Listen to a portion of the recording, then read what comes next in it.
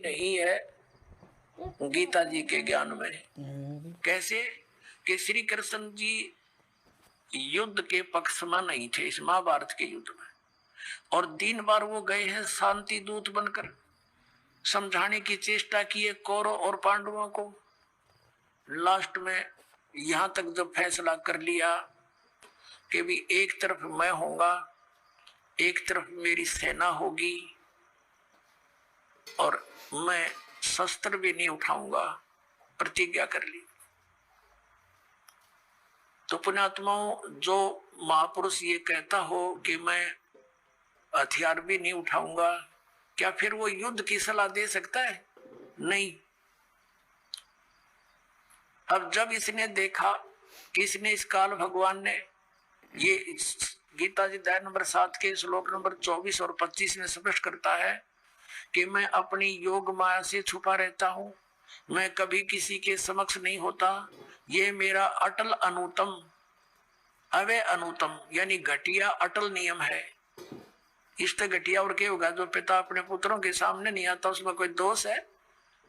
तो इस कारण इस प्रकार वो स्पष्ट करता है कि मैं अपनी योग माया से छुपा रहता हूं, और मुझ अव्यक्तम व्यक्तिम अपना मननते, मुझ अव्यक्त को मैं तो अव्यक्त रहता हूं और मुझे कृष्ण मान रहे हैं ये मूर्ख जन समुदाय। I am not Krishna, Gita ज्ञानदाता कहते हैं। अब ये इसके जन्म और कर्म कैसे अलौकिक है पुण्यात्माओं। ये काल जो है, जैसे आप जी ने श्री शिव पुराण के अंदर इस विद्वेश्वर संहिता के अंदर देखा,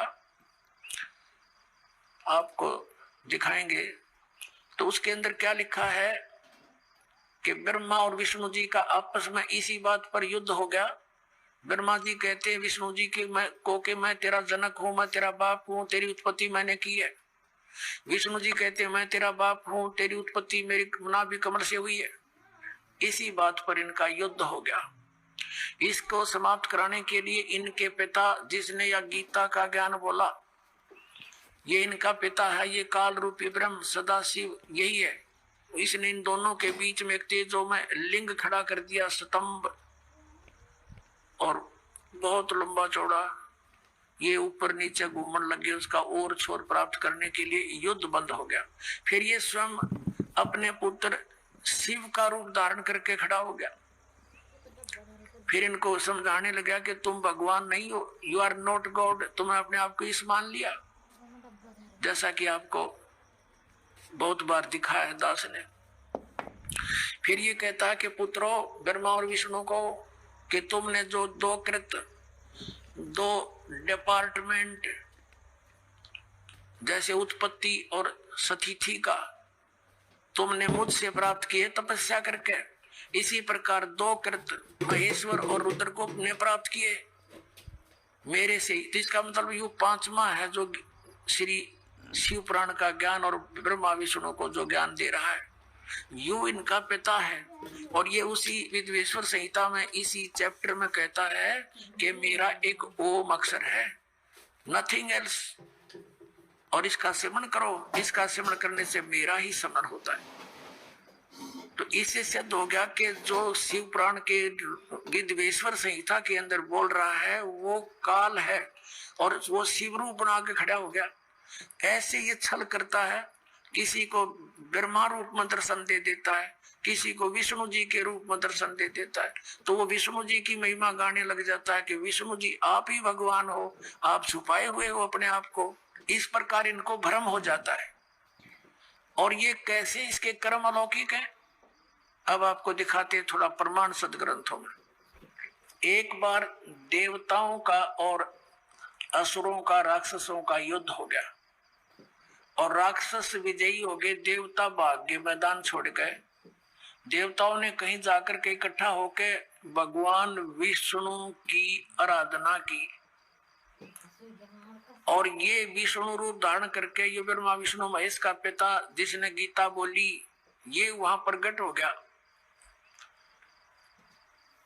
और इसने पूछा कि तुमने जो तुम्हारे मन की बात मैंने जान ली है, और आप जाओ जो ससाद का पुरंजय नामक पुत्र है उसको युद्ध के लिए खड़ा कर दो, राक्षसों के आमने सामने खड़े हो जाओ और उसको तैयार कर लो। मैं उसके शरीर में प्रवेश करूंगा, राक्षसों को मार दूंगा। अब दिखाता हूं आपको, ये देखिएगा श्री विष्णु पुराण, गीता प्रेस गोरखपुर से प्रकाशित है। ये है श्री विष्णु पुराण, सचित्र हिंदी अनुवाद सहित है, इसमें संस्कृत भी साथ है। अनुवादक है मुनीलाल गुप्त और गीता प्रेस गोरखपुर से प्रकाशित। प्रकाशक एवं मुद्रक है गीता प्रेस गोरखपुर, गोविंद भवन कार्यालय कोलकाता का संस्थान। ये है अध्याय नंबर 2 और चतुर्थ अंश और 233 पृष्ठ पे ये विष्णु पुराण। अब हम आपको यहाँ ले आते हैं, 233 पृष्ठ पे यहां से पढ़ेंगे। पूर्व काल में त्रेता युग में एक बार अति भीषण देव असुर संग्राम हुआ, देवताओं और राक्षसों का। उसमें महाबलवान दैत्यगण से पराजित हुए देवताओं ने भगवान विष्णु की आराधना की। तब आदि अंत शून्य अशेष जगत प्रतिपालक श्री नारायण ने देवताओं से प्रसन्न होकर कहा, आप लोगों का जो कुछ अभिष्ट है वह मैंने जान लिया है, तुम जो चाहते हो मैं समझ गया। उसके विषय में यह बात सुनिए। राजऋषि ससाद का जो पुरंजय नामक पुत्र है, उस अक्षत्रिय श्रेष्ठ के शरीर में अंश मात्र से यानी कुछ समय के लिए स्वयं अवतीर्ण होकर उन संपूर्ण दैत्यों का नाश करूंगा। अतः तुम लोग पुरंजय को दैत्यों के वध के लिए तैयार करो। ठीक हो गया। अब इसने क्या किया, पुरंजय को खड़ा कर दिया, देवताओं ने समझा बुझा के, और राक्षस भी सामने हो गए। ये काल जो है उस पुरंजय के अंदर प्रवेश कर गया, क्योंकि ये 1000 भुजा का 1000 कला का मालिक है। ब्रह्मा विष्णु महेश 4 ये 16 कला के मालिक है, तो इसमें शक्ति ज्यादा, इसने उन सब राक्षसों को मार डाला। तो अब दूसरा उदाहरण देते हैं आपको। एक समय गंधर्वों का और नाग वंशियों का, नाग गोत्र के व्यक्तियों का आपस में युद्ध हो गया। तो गंधर्वों ने नागों को पराजित कर दिया और उनके सब धन लूट लिया। तो फिर नाग वंशियों ने यानी नाग गोत्र वाले व्यक्तियों ने इकट्ठे होकर भगवान विष्णु की आराधना की। फिर ये विष्णु रूप में काल प्रकट हो गया। इसने कहा कि आप जाओ और ऐसे ही पुरुकुत्स को तैयार करो, पुरुकुत्स को उसको तैयार करो, उसके शरीर में प्रवेश करके मैं गंधर्वों का नाश कर दूंगा। अब देखो प्रमाण, ये है अध्याय नंबर 3 और श्लोक नंबर 200। ये श्री विष्णु पुराण, ये है अध्याय नंबर 3 और चतुर्थ अंश श्री विष्णु पुराण, पृष्ठ 242 पे या नीचे आइएगा। तीसरा अध्याय। पूर्व काल में रसातल में मोने नामक 6 करोड़ गंधर्व रहते थे। उन्होंने समस्त नाग कुल के प्रधान रतन और अधिकार छीन लिए थे। गंधर्वों के पराक्रम से अपमानित उन नागेश्वरों द्वारा शत्रु उसके श्रवण करने से जिनकी विकसित कमल सदृश आंखें खुल गई हैं, निंद्रा के अंत में जागे हुए उन जलशाही भगवान सर्वदेवेश्वर को प्रणाम कर उनसे नाग गुणों ने कहा, भगवान इन गंधर्वों से उत्पन्न हुआ हमारा भय किस प्रकार शांत हो। तब आदि अनंत रहित भगवान पुरुषोत्तम ने कहा, युवनाशव के पुत्र मान धाता का जो यह पुरुकुत्स नामक पुत्र है, उसमें प्रविष्ट होकर मैं स्पष्ट कर दिया, प्रविष्ट होकर उसमें प्रवेश करके मैं उन संपूर्ण दुष्ट गंधर्वों का नाश कर दूंगा। हो गया स्पष्ट। अब इसके कर्म अलौकिक ऐसे हैं, ये कहता मेरे कर्म दिव्य हैं। इसी प्रकार इसने श्री कृष्ण जी में प्रवेश करके गीता का ज्ञान वेदों वाला प्लस में अपनी युद्ध कराने की जो अटकलबाजी, ये श्रीमद् भगवत गीता नाम से 18 अध्याय इसने बोले और आखिर में डरा धमका के विराट रूप दिखा के भयंकर रूप जिसको देख करके अर्जुन कांपन लग गया, अर्जुन जैसा योद्धा। और लास्ट में डरते ने हाँ भर ली अर्जुन ने कि उसने सोच लिया कि इसका उद्देश्य युद्ध करवाना है और यदि मैं ना कर दूंगा और इसने फिर एक बार वो विराट रूप दिखा दिया मेरा हार्ट अटैक हो जाएगा। इसलिए इसने अपनी भलाई समझी कि मरना तो मैंने है ही, युद्ध करूंगा वहां भी मारा जा सकता हूँ, और देश ने फिर विराट रूप दिखा दिया फिर भी मारा जा सकता हूँ। और भगवान के इरादे से वो परिचित हो गया था कि ये युद्ध चाहता है, तो इसने कह दिया कि हाँ जी मैं आप सब समझ गया हूँ, आप जो कहना चाहते हो मैं युद्ध कर लूंगा। नहीं, श्री कृष्ण युद्ध करवावे। जब पहले वो मना कर रहा था कि नहीं आप युद्ध मत करो, नाश हो जाएगा। और फिर ये क्या कहते हैं हमारे धर्मगुरु कि अर्जुन अक्षत्रिय धर्म का पालन नहीं कर रहा था, इसलिए भगवान ने उसको प्रेरित किया। अरे श्री कृष्ण स्वयं अक्षत्रिय था, और जब काल्यवन ने चढ़ाई करी मथुरा के ऊपर, स्वयं भगवान युद्ध मैदान छोड़कर भाग गए थे, जिस कारण से उनको रण छोड़ भगवान कहा जाता है।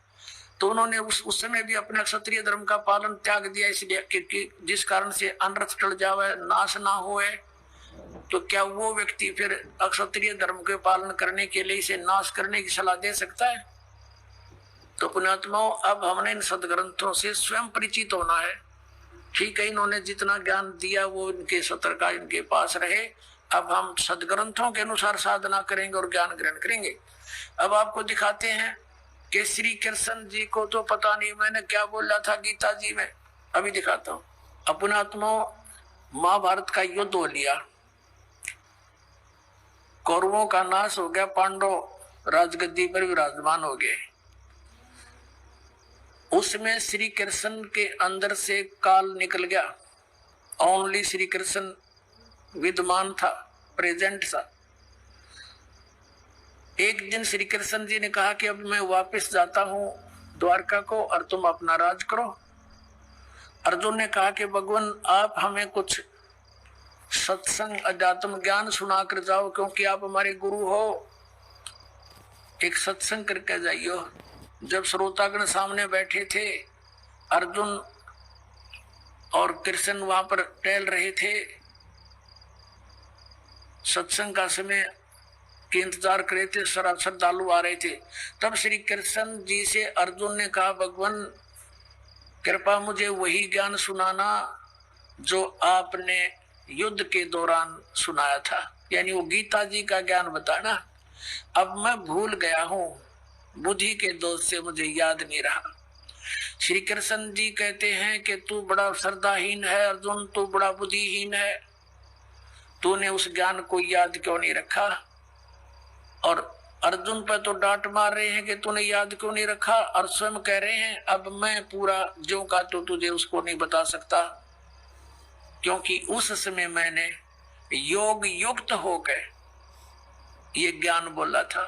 हम भले आदमियों, जब युद्ध के इसे खतरनाक भयंकर समय में योग युक्त हुआ जा सकता है तो इस पीस में क्या दिक्कत आ गई योग युक्त होने में?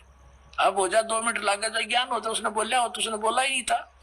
ये श्री कृष्ण में प्रवेश करके काल बोल गया। जैसे आप देखते हो एक प्रेत आत्मा दूसरे के शरीर में प्रवेश कर जाती है और वो प्रेत बोलता रहता है, बहुत कुछ बोल जाता है। उसके जाने के बाद जिस शरीर की वो आत्मा अपने सचेत होती है, फिर उसको कोई अन्य ही बताते हैं, ऐसे बोला था तू, ऐसे बोला, ऐसे बोला। उसको कुछ नहीं पता होता मैंने क्या बोला, और ही बताते हैं। फिर वो कहने लग जाता मैंने एक दिन ऐसे बोला। तो ऐसे श्री कृष्ण जी में प्रवेश करके उसकी आत्मा को दबा कर ये काल बोल गया सारे काम में। और उसके निकलने के बाद फिर ओरिजिनल कृष्ण था, वो क्या बोलता है दिखाता हूं आपको। देखिए, ये संक्षिप्त महाभारत द्वितीय खंड, ये द्वितीय खंड गीता प्रेस गोरखपुर से प्रकाशित है। संपादक तथा संशोधक है जयदयाल गोविंद का, जिसने श्री मद्भुत गीता का भी अनुवाद किया है। गीता प्रेस गोरखपुर से प्रकाशित है, गीता प्रेस गोरखपुर से। इसके 667 पृष्ठ पर आप जी को ले चलते हैं। ये देखिएगा पृष्ठ नंबर 667 667 और ये है संक्षिप्त महाभारत।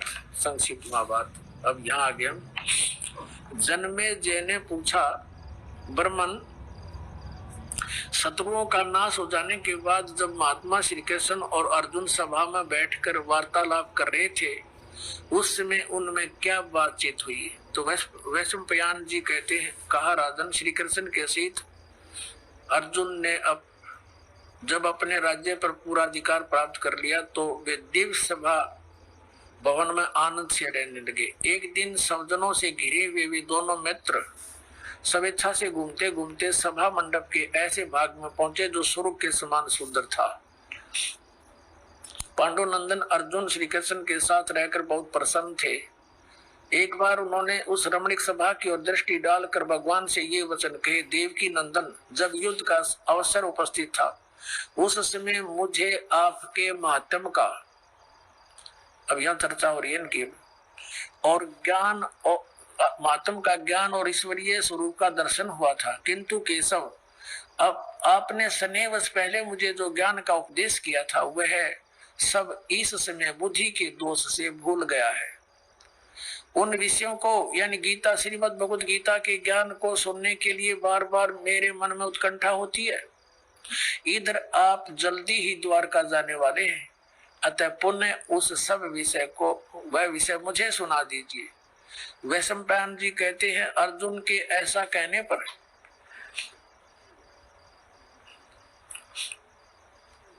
वक्ताओं में श्रेष्ठ महातेजस्वी भगवान श्री कृष्ण ने उन्हें गले से लगाकर इस प्रकार उत्तर दिया।